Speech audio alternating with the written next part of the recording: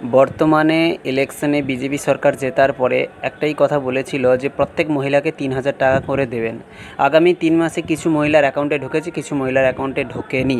কিন্তু আগস্ট মাসে মুখ্যমন্ত্রী ঘোষণা দিয়েছিলেন 17 তারিখ থেকে 20 আগস্টের মধ্যে সমস্ত মহিলার অ্যাকাউন্টে 3,000 করে ঢুকে যাবে। বর্তমানে প্রায় 1,25,00,000 মহিলার অ্যাকাউন্টে 3,000 করে ঢুকে গেছে। কিন্তু বর্তমানে আরও দেখা যাচ্ছে প্রায় 20 লক্ষ মহিলার অ্যাকাউন্টে এখনও পর্যন্ত যারা বেনিফিশিয়ারি তারা কিন্তু টাকা পাননি। তার জন্য তারা আন্দোলন করছে, বিভিন্ন জায়গায় বিডিও অফিস ঘেরাও করছে, তাদের ক্ষোভ প্রকাশ করছে। তাই মুখ্যমন্ত্রী এই মুহূর্তে ঘোষণা দিয়েছেন যে 30 তারিখ অবধি কিন্তু বেনিফিশিয়ারিদের ভেরিফিকেশান চলছে। তাই 30 তারিখ অবধি ভেরিফিকেশানের মধ্যেই আপনারা কিন্তু টাকাটা পেয়ে যাবেন। তাই ধৈর্য ধরে বসুন।